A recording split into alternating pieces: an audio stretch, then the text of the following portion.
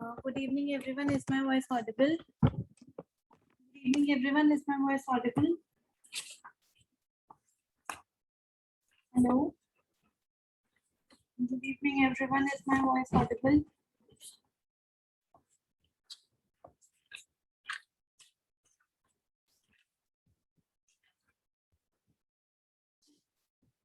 Okay. तो हम लोगों ने कल डिस्कस किया था nerve impulse action potential stimulation propagation of nerve impulse, वहां तक हमने डिस्कस कर दिया था। अब नेक्स्ट एक छोटा सा टॉपिक आता है जिसे हम बोलते हैं कंडक्शन।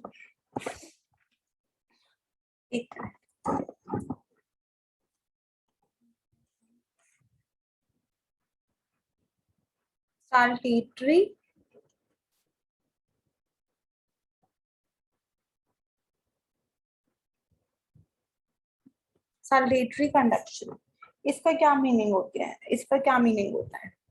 मैंने आपको बोला था जो न्यूरॉन्स होते हैं, न्यूरॉन्स का जो एक्सॉन होता है, न्यूरॉन्स में सेल बॉडी है, this is axon and this is dendrite, ठीक, sorry this is nerve ending and यहाँ पे डेंड्राइट है। जो इसकी एक्सॉन होती है, एक्सॉन जो होती है वो माइलिनेटेड होती है, उसके ऊपर माइलिन की शीट होती है। So there is myelin sheet on axon. So most of the axon जो होते हैं वर्टेब्रेट्स में, वर्टेब्रेट्स की नर्वस सिस्टम में जो मोस्ट ऑफ द एक्सॉन्स होते हैं वो माइलिनेटेड होते हैं। और उसके बाद क्या होता है, देखो मैंने आपको बताया था जब मैं आपको कल पढ़ा रही थी तो मैंने आपको कुछ कुछ चैनल्स बताए थे। मैंने आपको बोला था वोल्टेज गेटेड चैनल्स और पंप, ये दो चीजें इंपॉर्टेंट रोल प्ले करती हैं, voltage gated channel and pump. अब क्या होता है इसके अंदर, मैंने आपको जो पहले भी बार पढ़ाया था कि माइलिनेशन होने की वजह से आपका रेट ऑफ कंडक्शन फास्ट होता है। क्यों? क्योंकि इसे जंप करते हुए आगे ट्रैवल करता है। इसका रीजन क्या है? इसका रीजन ये है कि जो दिस पॉइंट, जो गैप होता है, इसे हम बोलते हैं नोड ऑफ रैन वायर। जो नोड ऑफ रैन वायर होता है ना, उसी के अंदर ही ये वोल्टेज गेटेड चैनल और पंप प्रेजेंट होते हैं in case of axon. Complete axon में आपके ये चैनल्स प्रेजेंट नहीं होंगे, they are present only at the node of Ranvier in case of a myelinated neuron. अगर अनमाइलिनेटेड है, मतलब माइलिन शीट है ही नहीं, उसके अंदर पूरी एक्सॉन पे आपके चैनल्स होंगे। बट अगर आपकी माइलिनेटेड है, माइलिनेटेड वाली एक्सॉन्स है, जो कि मोस्ट ऑफ द केसेस में होती है वर्टेब्रेट्स में, उस केस में आपके नोड ऑफ रैन वायर पर ही वोल्टेज गेटेड चैनल्स और पंप प्रेजेंट होते हैं। This is the first point. Next क्या है? जो आपका ईसीएफ है, ईसीएफ क्या होता है? Extra cellular fluid. ये आपका एक्सॉन है और एक्सॉन के बाहर वाली जो जगह है, यहाँ पे फ्लूइड होगा, उस फ्लूइड को बोलते हैं एक्स्ट्रा सेलुलर फ्लूइड। ये जो एक्स्ट्रा सेलुलर फ्लूइड होता है ना, ये आपकी मेम्ब्रेन के कांटेक्ट में होता है, एक्सॉन मेम्ब्रेन के कांटेक्ट में ओनली एट द, देखो एक मिनट, हाँ ये आपका ये है, ठीक है। उसके बाद आपके यहाँ पे फर्स्ट पॉइंट, कौन सा पॉइंट रिपीट? फर्स्ट पॉइंट ये था दैट जो आपके वोल्टेज गेटेड चैनल्स होते हैं, वोल्टेज गेटेड चैनल्स और आपके जो पंप्स होते हैं, वो कहाँ प्रेजेंट होते हैं? In case of axon cell body पे तो पूरी सेल बॉडी पे प्रेजेंट होंगे, but in case of axon जो आपकी लेंथ होती है, इसके अंदर आपके वोल्टेज गेटेड चैनल्स और आपके पंप सिर्फ और सिर्फ नोड ऑफ रैन वायर पे प्रेजेंट होते हैं। नोड ऑफ रैन वायर क्या होता है? जो गैप होता है बिटवीन द माइलिनेटेड शीट। तो ये जो गैप है इसको बोलते हैं नोड ऑफ रैन वायर, और यहीं पर ही हमारे वोल्टेज गेटेड चैनल्स होते हैं और पंप्स होते हैं। यहाँ पर वोल्टेज गेटेड चैनल्स नहीं होंगे, ये जो माइलिनेटेड शीट है वहां पर नहीं होते, सिर्फ कहां पर होते हैं? आपके नोड ऑफ रैन वायर पे होते हैं। This is the first point. Next point क्या होता है? जो आपका ईसीएफ होता है, ECF is extra cellular fluid. वो आपके, अगर आप यहाँ पे ऑब्जर्व करो, अगर हम इसको ऑब्जर्व करें तो देखो, हाँ अगर हम इसको ऑब्जर्व करें एक्सॉन को, एक्सॉन के ऊपर माइलिन है, माइलिन शीट है। अब एक बात बताओ, ईसीएफ यहाँ पर है एक्स्ट्रा सेलुलर फ्लूइड, क्या वो माइलिन के, ये हमारी एक्सॉन मेम्ब्रेन है, this is my axon membrane, ये जो है ये एक्सॉन मेम्ब्रेन है। एक्सॉन मेम्ब्रेन के किस पार्ट के साथ ईसीएफ कनेक्ट होता है, मतलब किस पार्ट को टच कर रहा होता है, किसको टच कर रहा होता है? ईसीएफ आपकी एक्सॉन मेम्ब्रेन के सिर्फ नोड ऑफ रैन वायर से टच करता है, यस और नो? यस और नो? ईसीएफ आपकी नोड ऑफ रैन वायर के पॉइंट पे एक्सॉन मेम्ब्रेन को टच करता है, यस और नो? यस, ठीक है। सो जो ईसीएफ होता है, ECF is in contact with the axon membrane only at the nodes of RAN wire, only at the nodes of RAN wire। अब मैंने आपको कल बताया था आयंस का फ्लो होता है, केटायंस का फ्लो होता है, बताया था ना मैंने, आगे ट्रांसफर करने के लिए केटायंस का फ्लो होता है। अब जो फ्लो ऑफ केटायंस होता है इनसाइड या आउटसाइड में, वो कहां पर होता है? वो सिर्फ और सिर्फ नोड्स वाले पॉइंट पर होता है, सिर्फ नोड्स वाले पॉइंट पे आयन इनसाइड आउटसाइड मूवमेंट होती है। तो इसका मीनिंग क्या हुआ? इसका मीनिंग ये हुआ कि आपके माइलिन शीथ है और आपके सिर्फ नोड ऑफ रैन वायर वाली जगह पर ही पंप प्रेजेंट है, वहीं पर ही वोल्टेज गेटेड चैनल है और वहीं पर ही आयन का फ्लो होता है। तो क्या ऐसा नहीं होगा कि आपका पहले यहाँ पे सपोज एक इंपल्स आई, वो आगे फिर इधर ट्रैवल करेगी, फिर इधर ट्रैवल करेगी, फिर इधर ट्रैवल करेगी? So there are jumps, इतना फास्ट कंडक्शन होता है। This is the reason why there is a fast conduction, because अगर ये माइलिन नहीं होता, if there was no myelin, अगर ये माइलिन नहीं होता तो पहले यहाँ यहाँ यहाँ हर जगह से ट्रैवल करती हुई जाती, ऐसे से करके हर जगह ट्रैवल करती। बट सिंस देयर आर माइलिन्स तो ऐसे जंप करेगा। क्यों ऐसे जंप कर रहा है? दो रीजन है। पहला रीजन वोल्टेज गेटेड चैनल और पंप, वो सिर्फ और सिर्फ नोड ऑफ रैन वायर पे होते हैं। और दूसरा रीजन आयंस का जो फ्लो होता है वो भी सिर्फ नोड ऑफ रैन वायर पे होता है।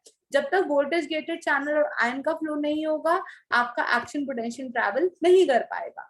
तो उसको ट्रैवल करने के लिए दोनों चीजें चाहिए, वो दोनों चीजें सिर्फ और सिर्फ नोड्स पे प्रेजेंट होती है। इस वजह से जो माइलिनेटेड न्यूरॉन्स होते हैं उनका कंडक्शन फास्टर होता है as compare to unmyelinated axon. Clear है ये point? Is this point clear to everyone?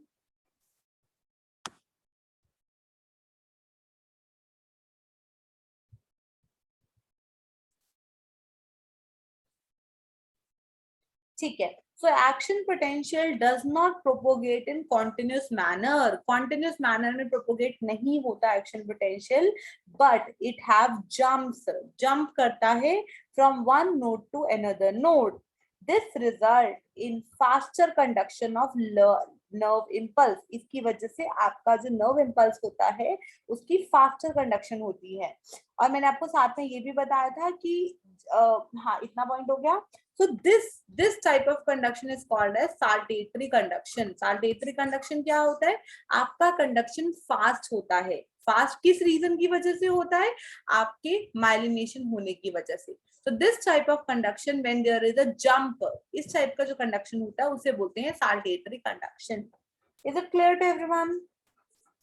saltatory conduction clear है सबको? Is it clear to everyone?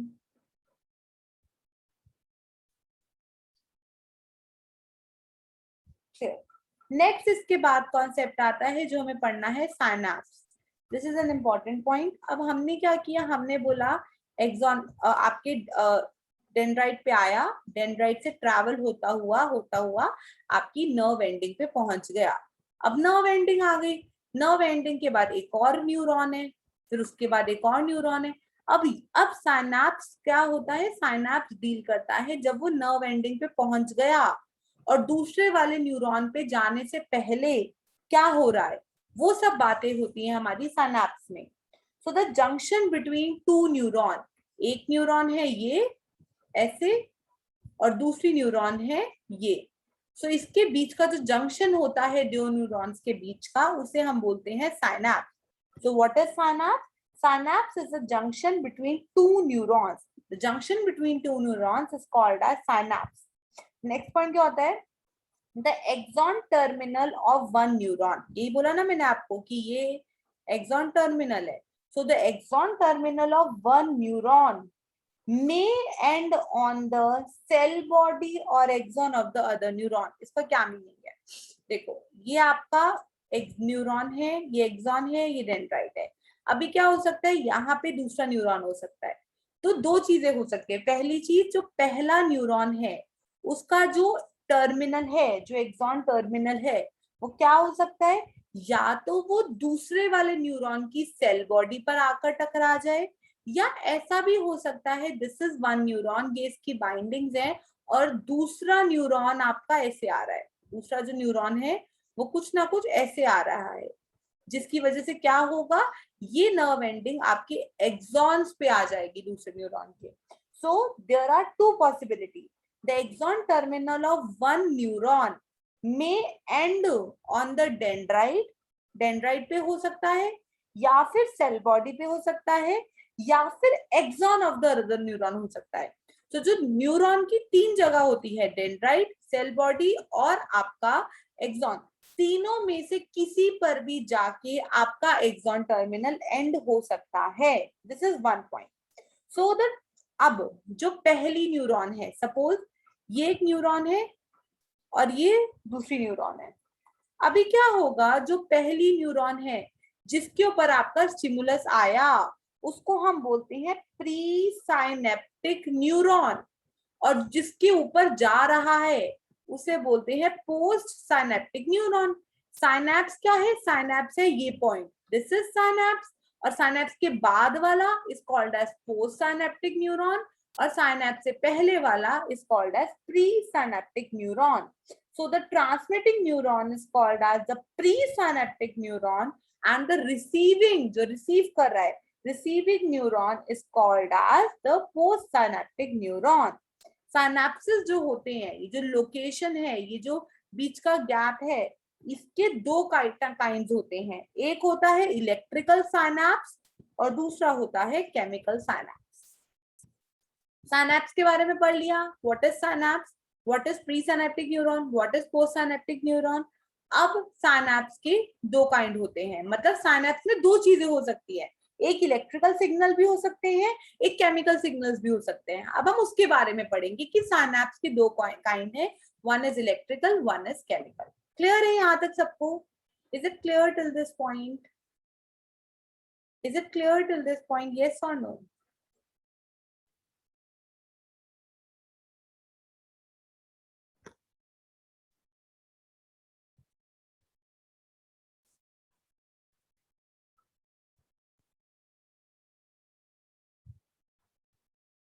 Is it clear or not?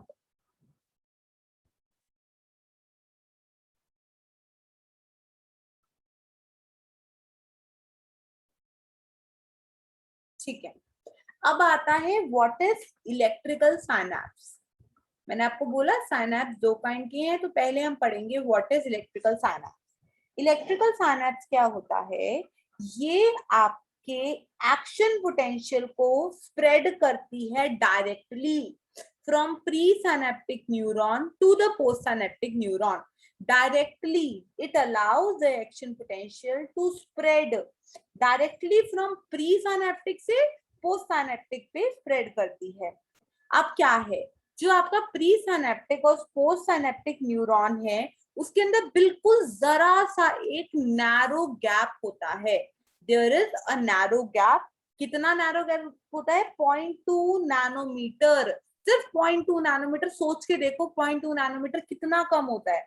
So 0.2 nanometre का गैप होता है between presynaptic neuron and the postsynaptic neuron, और इस gap को हम बोलते हैं cleft. This gap is called as cleft, इसे बोलते हैं क्लेफ्ट।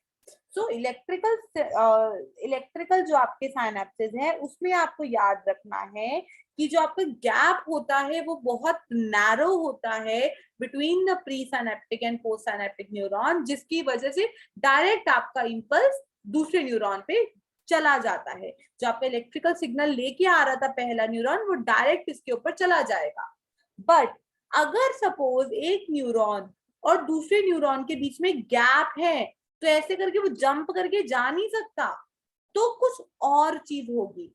तो इलेक्ट्रिकल साइनैप्स में क्या होता है कि प्री साइनेप्टिक और पोस्ट साइनेप्टिक न्यूरॉन में बिल्कुल जरा सा 0.2 नैनोमीटर का गैप होता है, जो इजीली आपके एक्शन पोटेंशियल को प्री साइनेप्टिक से पोस्ट साइनेप्टिक न्यूरॉन पे फेंक देता है बाय द लोकल करंट। जो लोकल करंट है वो आपको फ्लो कर जाता है।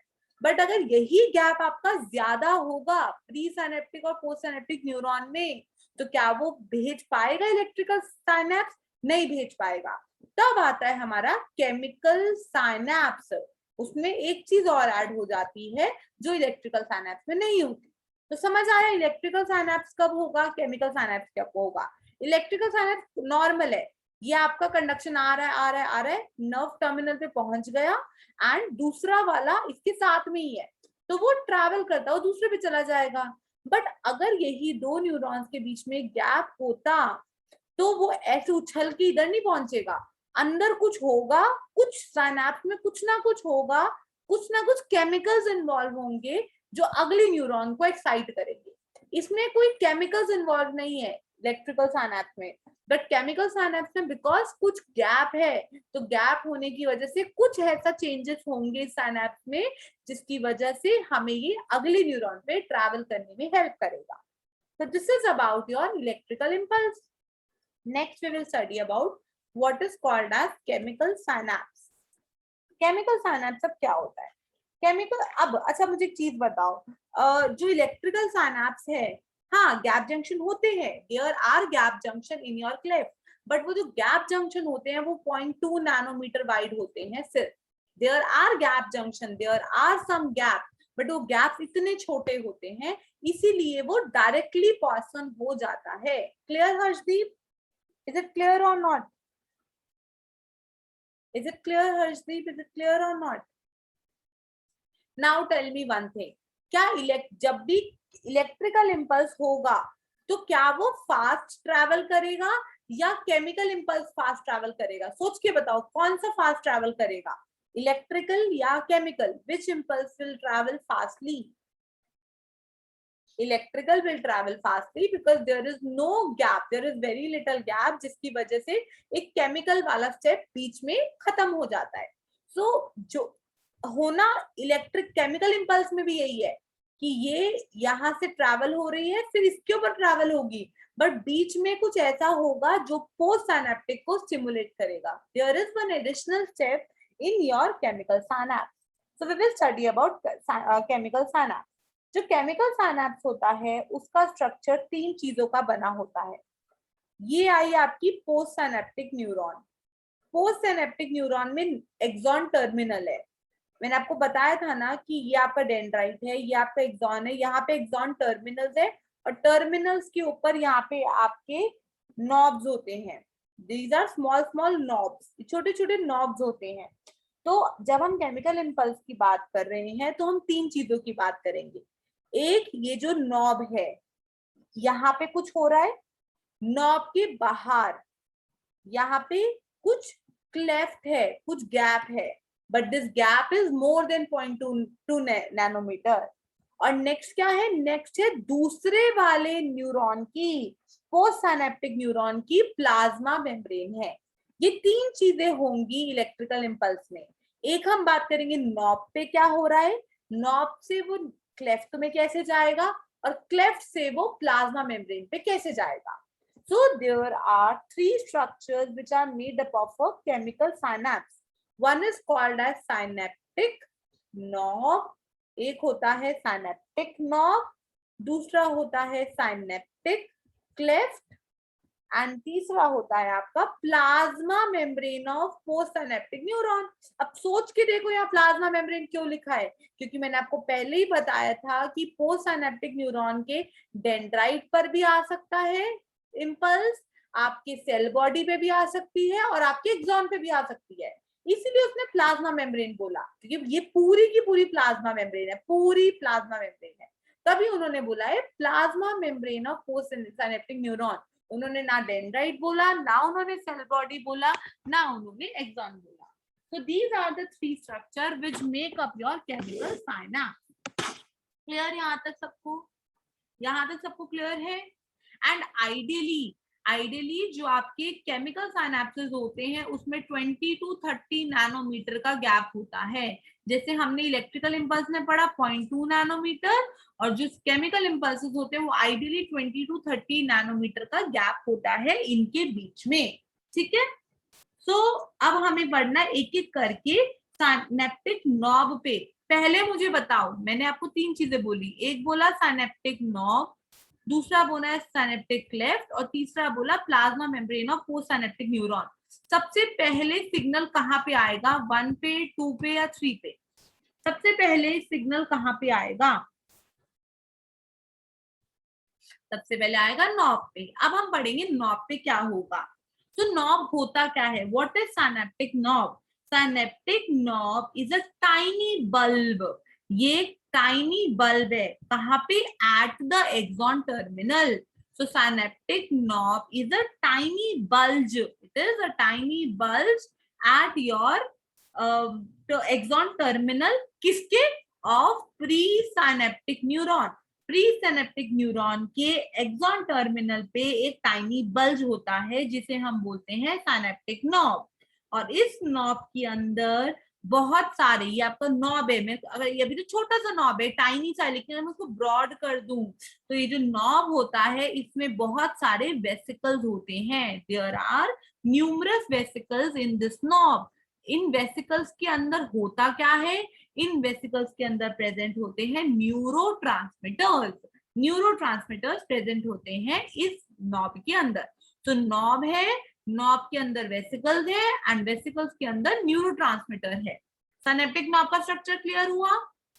Is the structure of synaptic knob clear और नॉट?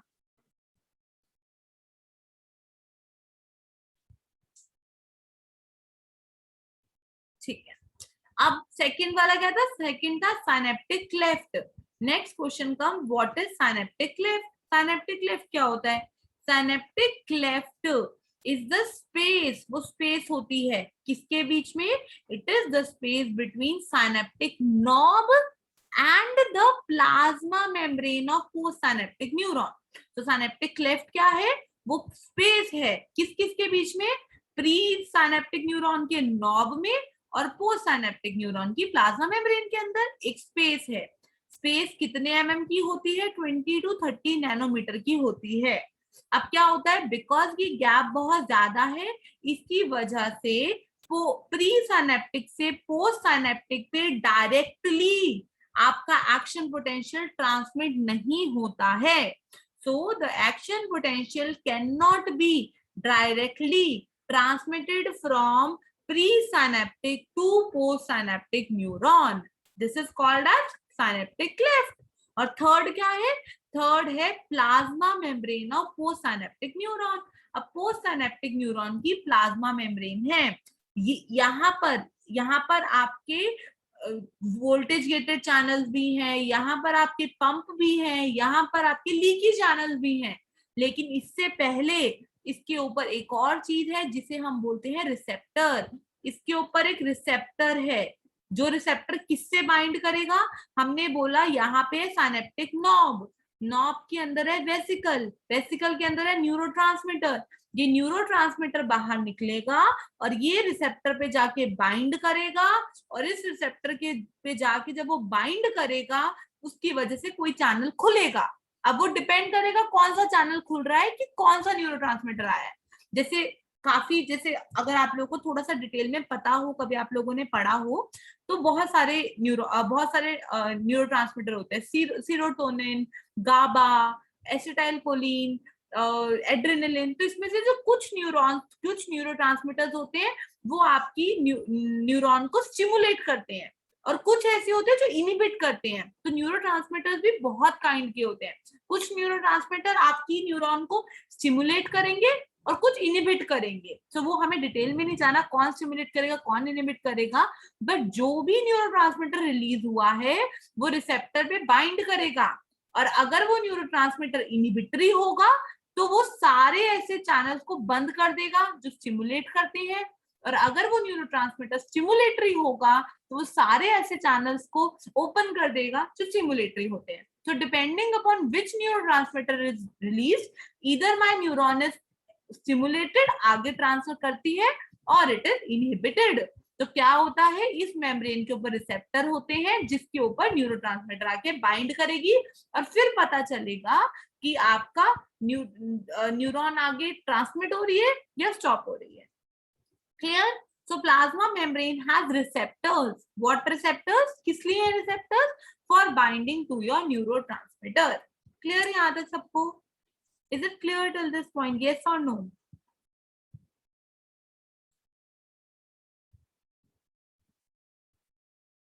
आप लोगों को बीच में डिस्टरबेंस तो नहीं आ रही है? बहुत तेज बारिश आ रही है। आप लोगों को बीच में कुछ डिस्टरबेंस तो नहीं आ रही? नेटवर्क इशू तो नहीं है ना? ठीक है। सो अब हो गया हमने। मैम रिसेप्टर, रिसेप्टर किस लिए है? क्योंकि साइनेप्टिक नॉब के अंदर वेसिकल्स हैं और उन वेसिकल्स के अंदर आपकी न्यूरोट्रांसमीटर है। न्यूरोट्रांसमीटर रिलीज होंगे और न्यूरोट्रांसमीटर रिसेप्टर के ऊपर जाके बाइंड करेंगे। वो रिसेप्टर आपकी कुछ चैनल्स को ओपन कर देगा और कुछ चैनल को क्लोज कर देगा। क्लियर सोनाली? चैनल होंगे उसके बाद मैम रेस्टिंग पोटेंशियल वाला प्रोसेस। हाँ, जब तक चैनल ओपन या क्लोज नहीं होंगे वो रेस्टिंग पोटेंशियल पर ही रहेगा। रेस्टिंग पोटेंशियल से अगर उसे थ्रेशोल्ड तक पहुंचाना है तो सोडियम चैनल, लीकी वाले जो पोटेशियम चैनल है वो ओपन करने पड़ेंगे। वो ओपन कौन करेगा? वो ओपन करेगा न्यूरोट्रांसमीटर। रिसेप्टर पे जब तक बाइंड नहीं करेगा, रिसेप्टर सिग्नल भेजेगा कि भाई ये न्यूरोट्रांसमीटर आया, अब तुझे इस वाले चैनल को ओपन करना है। ठीक है तमन्ना? तमन्ना, इज अ डाउट क्लियर? ठीक। अब क्या होता है, अब आइडियली अगर हम आइडियली बात करें कैसे कैसे आपके न्यूरोट्रांसमीटर रिएक्ट करते हैं, तो देखो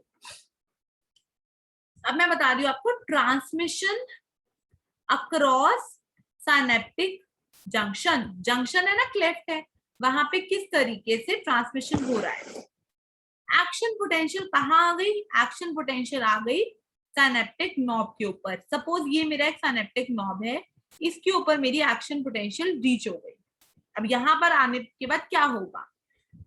यहाँ पर आने के बाद इसी नॉब के ऊपर कुछ वोल्टेज गेटेड कैल्शियम चैनल्स हैं। जो साइनेप्टिक नॉब है उसकी मेम्ब्रेन के ऊपर वोल्टेज गेटेड कैल्शियम चैनल है। जैसे ही आपका इंपल्स यहाँ पे नॉब पे पहुंचेगा वैसे ही ये voltage gated calcium channel open हो जाएंगे, जिसकी वजह से क्या होगा? कैल्शियम आपका नॉब के अंदर मूव करना शुरू कर जाएगा।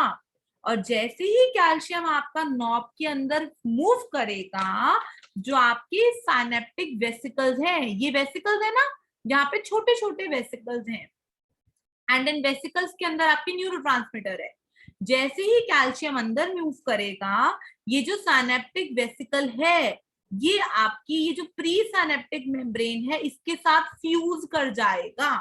कैल्शियम के अंदर आने की वजह से vesicle will get fuse with the plasma membrane of pre synaptic neuron, और जैसे ये फ्यूज होगा न्यूरोट्रांसमीटर बाहर क्लेफ्ट में आ जाएगा। तो दिस इज हाउ न्यूरोट्रांसमीटर कैसे बाहर आएगा क्लेफ्ट के अंदर। पहले क्लेफ्ट में जाएगा, फिर पोस्ट साइनेप्टिक न्यूरॉन में जाएगा। न्यूरोट्रांसमीटर अभी प्री में है, प्री से क्लेफ्ट में जाएगा, फिर पोस्ट में जाएगा। क्लेफ्ट में कैसे आएगा? जैसे ही वो नॉब पे रीच होगी एक्शन पोटेंशियल नॉब पर आई तो वोल्टेज चेंज हुआ। वोल्टेज चेंज होने की वजह से voltage gated calcium channel will open, जिसकी वजह से कैल्शियम अंदर मूव करेगा। जो क्या कराएगा? वो आपके वेसिकल्स को प्री मेम्ब्रेन का फ्यूज करा देगा। फ्यूज होने की वजह से न्यूरोट्रांसमीटर चला जाएगा आपके क्लेफ्ट के अंदर। यहां तक क्लियर हुआ? यहां तक क्लियर हुआ? Is this point clear to everyone कि न्यूरोट्रांसमीटर बाहर कैसे निकलेंगे? प्री से क्लेफ्ट में कैसे आएंगे? क्लेफ्ट में आ गए, अब ये न्यूरोट्रांसमीटर आपके पोस्ट साइनेप्टिक न्यूरॉन के रिसेप्टर के ऊपर जाके बाइंड कर जाएंगे। So the neurotransmitter bind to the receptor on postsynaptic membrane. Postsynaptic membrane पे जो न्यूरोट्रांसमीटर हैं वो जाके आपके रिसेप्टर के साथ बाइंड कर देंगे। अब क्या होगा? जो मैंने आपको बताया, रिसेप्टर कंट्रोल करेगा सिलेक्टिव आयन चैनल। जो बाइंडिंग हुई है न्यूरोट्रांसमीटर की किसके साथ? रिसेप्टर के साथ। वो ओपन करेगा कोई स्पेसिफिक आयन चैनल, वो स्पेसिफिक आयन चैनल को ओपन करेगा। डिपेंडिंग अपॉन कौन सा न्यूरोट्रांसमीटर आया है, उसकी न्यूरोट्रांसमीटर कौन सा आया है वो आपकी मेम्ब्रेन के रिसेप्टर के साथ बाइंड करा, तो ये बाइंडिंग की वजह से कोई स्पेसिफिक आयन चैनल ओपन होगा, कोई ना कोई स्पेसिफिक आयन चैनल ओपन होगा। अब हमें पढ़ना है कौन सा आयन चैनल ओपन होगा। दो काइंड के आयन चैनल ओपन हो सकते हैं। जैसे ही न्यूरोट्रांसमीटर बाइंड हुआ रिसेप्टर के ऊपर, बाइंडिंग होने की वजह से आपके सोडियम चैनल्स ओपन हो गए। सपोज आपके सोडियम चैनल ओपन हो गए। अगर सोडियम चैनल ओपन होंगे तो मुझे बताओ एक्शन पोटेंशियल आगे जाएगा या नहीं जाएगा। अगर सोडियम पोटेशियम ओपन हो जाएंगे तो सोच के बताओ, मैंने आपको क्या समझाया था, डीपोलराइजेशन होगी, डीपोलराइजेशन से थ्रेशोल्ड रीच होगा, थ्रेशोल्ड आने के बाद एक्शन पोटेंशियल आगे ट्रांसफर करेगा। सो अगर ऐसा न्यूरोट्रांसमीटर बाइंड करा रिसेप्टर से और उस बाइंडिंग की वजह से अगर सोडियम चैनल ओपन होंगे तो क्या होगा, ड्राइविंग फोर्स सोडियम को अंदर की तरफ फेंकेगा, जिसकी वजह से प्री सिनेप्टिक मेम्ब्रेन डीपोलराइज होगी और ये आपका excitatory postsynaptic potential generate करेगा। अगर डीपोलराइजेशन हो रही है तो एक्साइटेशन होगा ना, so excitatory postsynaptic potential, जिसे हम बोलते हैं EPSP, excitatory postsynaptic potential. ये क्लियर है सबको? ये क्लियर है या नहीं clear? Tell me, just tell me, is it clear और नॉट? इज इट क्लियर और नॉट क्लियर? अब अगर सोडियम चैनल नहीं खुले लेकिन पोटेशियम या क्लोरीन चैनल खुल गए, वोल्टेज गेटेड, या तो सोडियम चैनल खुलेंगे या फिर पोटेशियम या क्लोरीन चैनल खुलेंगे। ये दोनों चैनल कौन से हैं? ये है आपके voltage gated channel. Voltage gated channel मतलब पैसिव चैनल। तो मुझे बताओ, अगर पोटेशियम चैनल खुलेगा तो पोटेशियम बाहर से अंदर जाएगा या अंदर से बाहर जाएगा? अगर पोटेशियम गेटेड सोडियम चैनल खुलेगा तो डीपोलराइजेशन होगी या हाइपर पोलराइजेशन होगी? Tell me. अगर voltage gated potassium channel open होता है तो इनसाइड टू आउटसाइड जाएगा, जिसकी वजह से अंदर वाला और ज्यादा नेगेटिव होता जाएगा, and negative is called as hyperpolarisation. So this is called as hyperpolarization of postsynaptic membrane will cause IPSP, inhibitory postsynaptic potential. Potassium का केस समझ आया कि why potassium will cause inhibitory postsynaptic potential. Potassium का case clear है या नहीं clear?